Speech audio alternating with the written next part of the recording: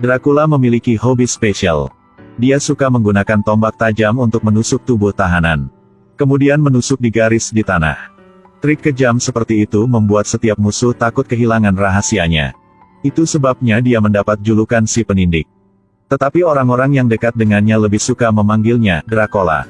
Namun, ketika semua orang mengira bahwa Dracula akan terus bertarung ke segala arah, mengklaim sebagai hegemoni di dunia, dia memilih untuk mundur. Bawa teman dan orang-orang dia kembali ke kastil untuk hidup nyaman dan bahagia. Namun, hari-hari damai hanya bertahan 10 tahun yang singkat. Suatu hari, ketika semua orang dengan gembira merayakan Paskah, utusan Turki tiba-tiba masuk ke pesta. Dia meminta Dracula untuk membayar upeti 1000 anak laki-laki sebagai kompensasi untuk pihak militer. Hal yang kejam, tentu saja, dia tidak setuju dengan itu. Jadi keesokan harinya dia secara pribadi pergi ke Raja Turki untuk mengklarifikasi situasinya. Hasilnya tidak hanya gagal untuk bernegosiasi, tetapi juga menyebabkan putranya terseret ke dalam pertarungan. Segera Raja Turki mengirim tentara untuk menyambut putra Dracula kembali ke istana.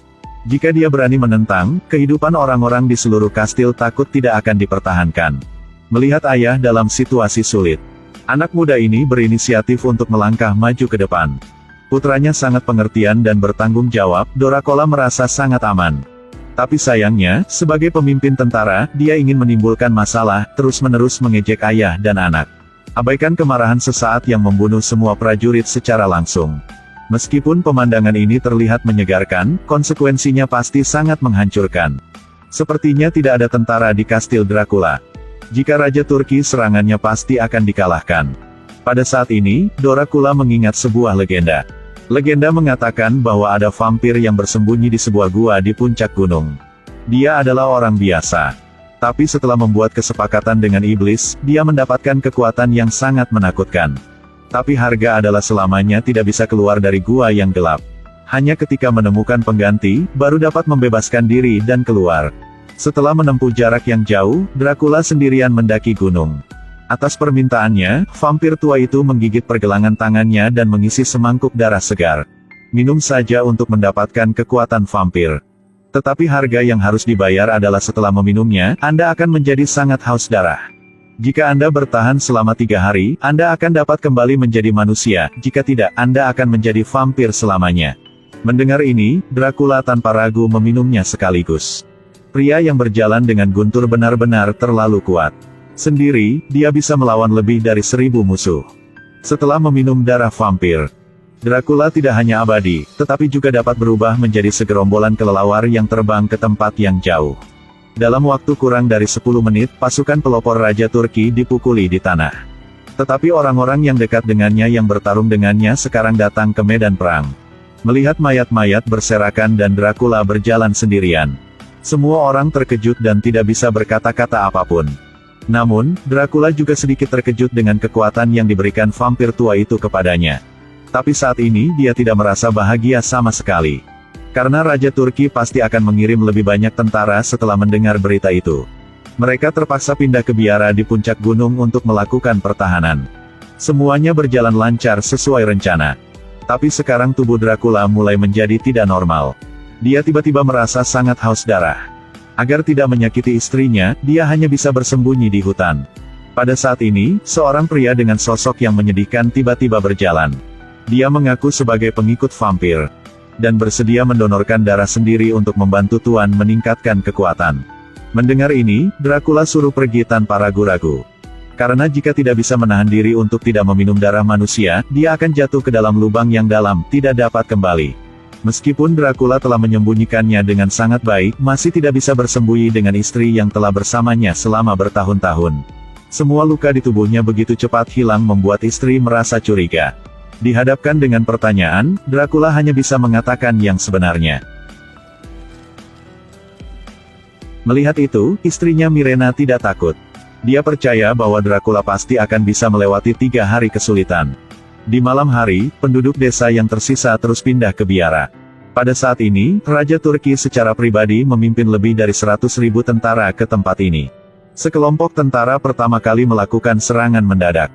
Untungnya, Dracula muncul tepat waktu untuk mencegah bahaya. Tapi cerita bahwa dia berubah menjadi vampir sangat cepat tersebar. Biksu itu menebas tenda dengan pedang, sinar matahari melelehkan wajah pria itu dalam sekejap. Tidak heran dia benar-benar adalah vampir. Pada saat ini, orang-orang di luar berbondong-bondong mengangkat obor kecil untuk membakar tenda Dracula. Orang-orang ini benar-benar lupa bahwa mengapa raja mereka harus berubah menjadi pose seperti itu. Nambah angin, semakin besar apinya. Kerumunan melihat asap hitam yang menyebar terus-menerus, wajah mereka masih tanpa emosi. Pada saat ini, sesosok perlahan keluar dari reruntuhan. Dracula belum mati, api di belakang masih menyala. Tapi hati dia sangat dingin.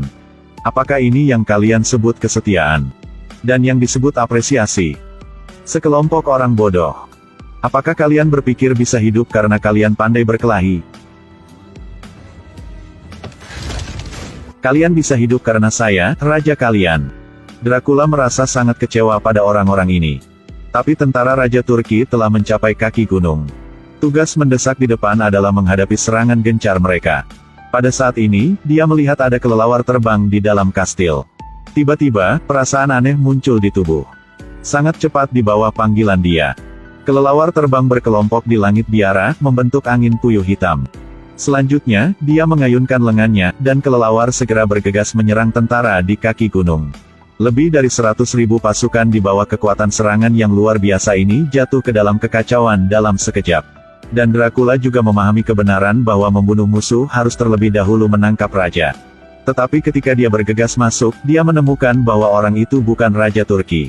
Dia baru sadar jika dia telah ditipu. Tetapi ketika dia bergegas kembali ke biara, putranya dibawa pergi oleh Raja Turki. Dan istrinya jatuh dari tebing.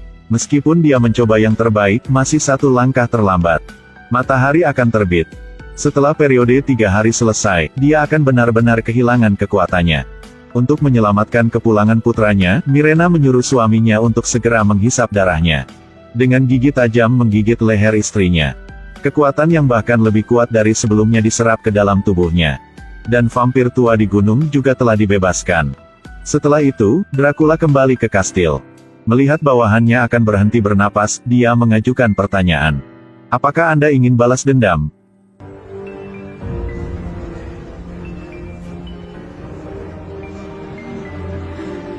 Pada saat yang sama, tentara Raja Turki sedang membersihkan medan perang dan bersiap untuk mundur. Tiba-tiba awan gelap menutupi langit.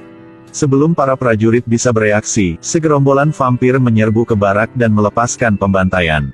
Di sisi lain, Dracula berjalan langsung ke tenda raja. Meskipun lawan mengenakan baju besi perak dan ditaburi koin di tanah.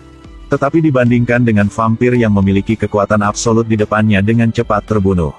Ketika Dracula keluar, prajurit Raja Turki lainnya semuanya dimusnahkan. Tetapi ketika para vampir melihat putra raja, mata mereka berbinar. Mereka terus mendekat. Tapi lupakan bahwa sebelum Dracula berubah menjadi vampir, ada identitas lain. Itulah Piercer.